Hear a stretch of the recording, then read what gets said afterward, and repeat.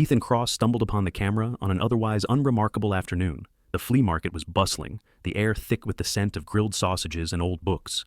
He wasn't looking for anything in particular, just a distraction from the mounting pile of unpaid bills and rejection emails from galleries. His photography, once his passion, had become a burdensome routine of lackluster freelance gigs. Then he saw it. A vintage camera sat in a glass case, its metallic edges glinting in the afternoon sun. The stall's owner was an elderly man with tired eyes and a cryptic smile. "Interested?" the man asked, his voice gravelly. Ethan picked up the camera, feeling the cool, weighty metal in his hands. It was a classic model, intricate in design and surprisingly pristine. "How much?" The old man hesitated, then leaned closer. "It's not just a camera," he said, his tone carrying an ominous edge. "It captures more than just an image. It's yours for $50. Just, don't say I didn't warn you." Ethan chuckled nervously but handed over the cash. "Thanks for the mystery, old man," he said, slinging the camera over his shoulder. That evening, Ethan couldn't wait to test it out. He wandered the streets of his neighborhood, snapping photos of anything that caught his eye. A stray cat perched on a fence, a group of teenagers skateboarding, an old man engrossed in a book on a park bench. The camera worked like a dream. The click of the shutter was satisfying, and each photo came out sharper and more vivid than anything he'd ever shot. It wasn't until the next morning that the first twinge of unease set in. The old man from the park bench was on the news. He'd been found dead in his apartment that night. Natural causes, the report said, but Ethan felt a chill crawl up his spine. The memory of the man's peaceful expression in his photo clashed with the grim headline on the TV screen. Over the next week, Ethan became obsessed with the camera. He shot portraits of strangers, animals, and even objects, marveling at the surreal clarity of the images. But the unease deepened. Every person he photographed seemed to meet an untimely end within days. When he developed his latest roll of film, his stomach turned. Behind each subject in the photos was a faint shadowy figure, barely perceptible, but undeniably there. As the days passed, the shadows grew clearer, their forms more distinct. He tried to ignore it, rationalize it. Coincidence, he told himself. Bad luck. But then came the gallery offer. Ethan's phone buzzed one evening. The caller introduced herself as Margot, a curator for an upscale gallery downtown. She'd seen some of his photos on social media and was captivated by their unique, haunting quality. "These portraits," Margot said, her voice dripping with admiration. "They're not just photographs. They're alive. I need your work in my next exhibit." Ethan hesitated. The camera's eerie pattern had become too pronounced to ignore, but the allure of recognition, of finally breaking out of his artistic rut, was too strong to resist. "Sure," he said, his voice betraying a mix of excitement and dread. "I'll do it." The gallery opening was a smashing success. Ethan's photos hung in golden frames, each one drawing crowds of admirers. But as he wandered through the exhibit, he overheard whispers that made his skin crawl. "They say everyone in these photos is dead now." Spooky, right? It's like their souls are trapped in the pictures. Ethan's pulse quickened. He looked at his work with fresh eyes, seeing not art, but a series of unmarked gravestones. Margot approached him, her smile wide and unsettling. "Your work is extraordinary, Ethan. People can't get enough of it." He forced a smile, but his hands were clammy. The gallery was full of life, yet Ethan felt a suffocating weight pressing down on him, a feeling that whatever was happening with the camera was far from over. The gallery's success brought Ethan newfound fame, but it came at a cost. People clamored to meet him, desperate to uncover the secrets behind his hauntingly vivid photos. Yet, with every handshake, every flurry of admiration, Ethan's unease grew. He knew the camera was the reason for his sudden success, and for the chilling trail of death it left in its wake. Ethan sat alone in his dimly lit apartment, staring at the camera on the table before him. The once thrilling allure of its vintage design now seemed sinister. He scrolled through his email inbox, filled with inquiries from art buyers and journalists. The attention was intoxicating, but he couldn't ignore the nagging question. Was he complicit in the deaths? He decided to test his theory. Grabbing the camera, he headed to a nearby park where a street performer was playing the violin. Ethan snapped a photo, capturing the man mid-performance. As the shutter clicked, the same chill ran down his spine. He barely made it home before the guilt consumed him. 2 days later, the violinist's photo went viral. "Hauntingly beautiful," the caption read. But beneath the post, a breaking news story announced the man's death, struck by a car that same afternoon. Ethan was no longer in denial. The camera wasn't just cursed, it was a weapon. And he was its unwitting wielder. Determined to find answers, Ethan revisited the flea market where he'd bought the camera. The old man's stall was gone. He asked the neighboring vendors, but no one remembered the seller or his camera. Frustrated, Ethan almost left, but a weathered man sitting on a milk crate called out to him. "You're looking for the old man with the cursed trinkets," the man said, his voice gravelly. "You're not the first." "What do you mean?" Ethan demanded, his heart pounding. "That camera. It belonged to a photographer decades ago, a war correspondent. He captured more than just images. They say his photos foretold death, always just before it happened. The man went mad and disappeared. The camera's been passed around ever since. Ethan's stomach churned. Why sell it to me? Because it finds people, the man said cryptically. People desperate enough to use it, even if they don't understand the cost. Ethan's resolve hardened. He had to destroy the camera, end its cycle of death. But when he tried to throw it away, it reappeared on his desk the next morning. He smashed it with a hammer, but it was whole again by evening. Desperate, he sought help from Margot, the gallery curator. He brought the camera to her office and explained everything. At first, she laughed it off. Ethan, you're overthinking this. The camera isn't cursed. It's your talent. People love your work because it moves them. It moves them, all right, straight to the grave, Ethan shot back, his voice trembling. Every person I've photographed is dead. This isn't art, it's a death sentence. Margot leaned in, her expression calculating. Ethan, this could make your career. Imagine the intrigue, the mystery. A photographer whose subjects always meet a tragic fate. It's macabre, yes, but it's also captivating. You're insane, Ethan said, recoiling. I'm trying to stop this, not profit from it. Think about it, Margot pressed. If this story gets out, your work will become legendary. That night, Ethan couldn't sleep. He wrestled with his guilt and the horrifying possibility that Margot was right. But when his phone buzzed with another news alert, a young girl he'd photographed at the gallery had died in her sleep. His decision was made. He grabbed the camera and set out to find the one person who might know how to stop it. The war correspondent who had originally owned it. Through old archives and countless dead ends, Ethan pieced together the man's identity.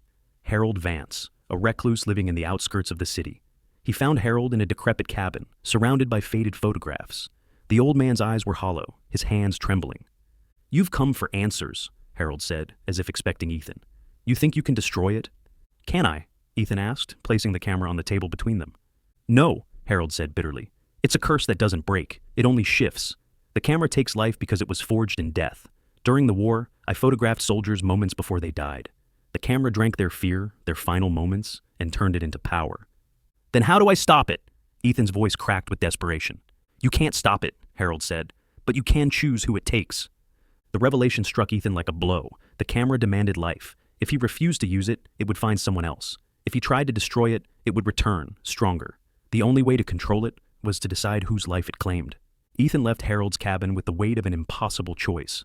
The camera, now a dark force tethered to him, pulsed with malevolent energy. It wasn't just an object, it was alive, and it wasn't done with him yet. Ethan's days blurred into sleepless nights. The camera's presence felt heavier, its dark energy palpable. Every glance at it sent chills through his spine, yet he couldn't bring himself to throw it away again. Harold's words haunted him. You can't stop it, but you can choose. Ethan avoided his camera for weeks, refusing to take any photos. Yet, it didn't free him from its grip. Without his work, his career began to falter.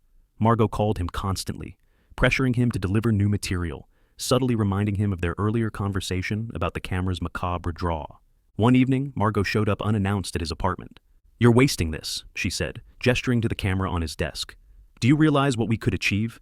The world would never forget your name. Sure, people might suffer, but art always demands sacrifice. Ethan's patience snapped. People are dying, Margot. This isn't some edgy exhibit, it's murder. Then take control, she countered. Photograph people who deserve it, criminals, corrupt leaders. You can use it for good. Her words sowed a dangerous seed in Ethan's mind. What if she was right? What if he could wield the camera like a weapon, to rid the world of those who brought pain and suffering? It wasn't redemption, but it was better than killing innocents. The next day, Ethan did something he hadn't done in weeks. He picked up the camera. He ventured into the city, his hands trembling as he wandered the streets. He found himself in a seedy alley where a notorious loan shark operated. Ethan had heard whispers of the man's cruelty, people ruined, lives destroyed. Hiding in the shadows, Ethan raised the camera and snapped a photo just as the man stepped into the light. The chill returned, coursing through Ethan's veins like ice water.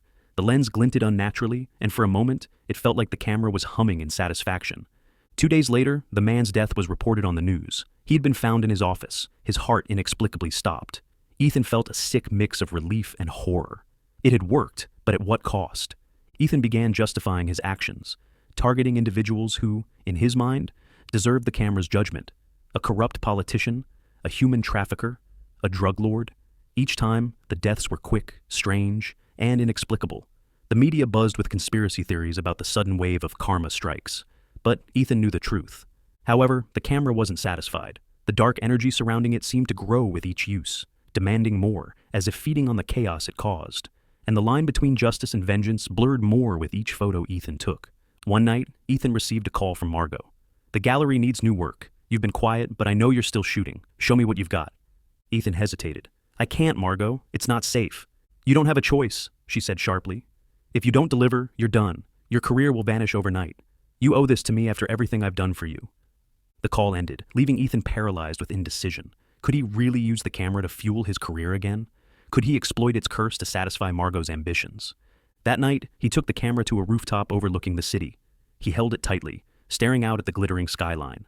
The weight of his actions pressed down on him. Harold's words echoed in his mind. "You can choose who it takes." Ethan raised the camera to his eye. Through the lens, he saw the city in a different light, shadows twisting, figures glowing faintly with an eerie aura. He spotted Margot standing below on the street, her phone glowing unnaturally bright in the camera's viewfinder. The camera wanted her. Ethan's finger hovered over the shutter. It would be easy. Margot had manipulated him, pushed him toward darkness. She'd exploit the camera's curse without hesitation if she had the chance. Perhaps the world would be better without her. But was he any better than the camera's previous wielders if he gave in? With a scream of frustration, Ethan lowered the camera. He couldn't do it. Instead, he turned the lens toward himself and pressed the shutter. The world shifted. The chill that usually accompanied the photo enveloped him completely. Ethan felt the energy coursing through his body, almost ripping him apart. The camera fell from his hands, shattering against the ground. In the following days, Margot frantically tried to contact Ethan, but his apartment was empty.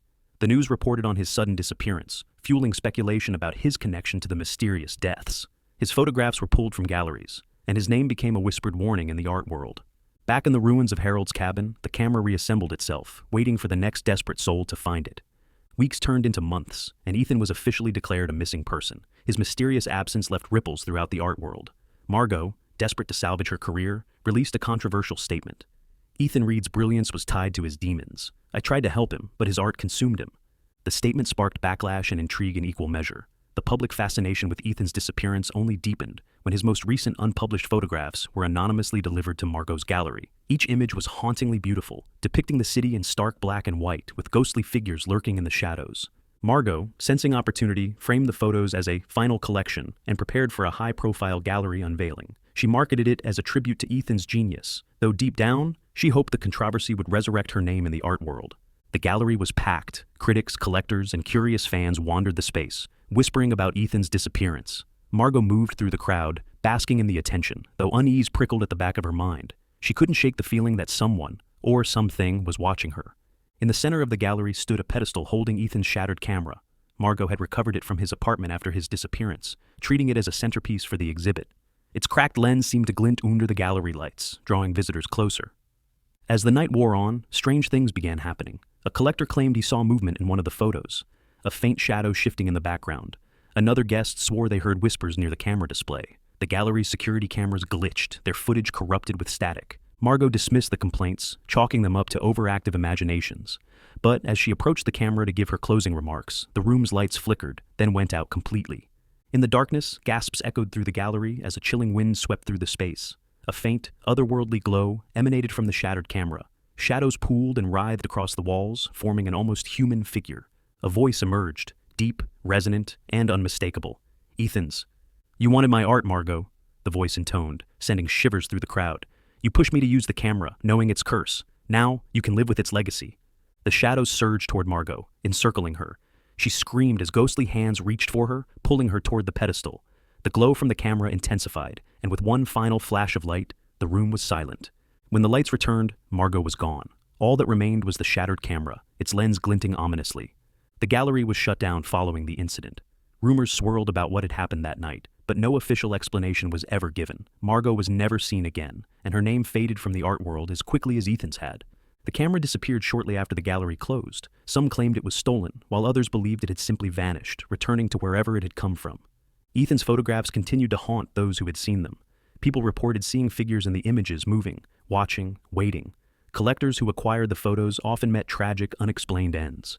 Years later, a young photographer wandered into an old antique shop and spotted a camera with a cracked lens sitting on a dusty shelf. Something about it called to him, a pull he couldn't resist. As he raised it to his eye and snapped a photo, the chill returned. The curse had found its next victim.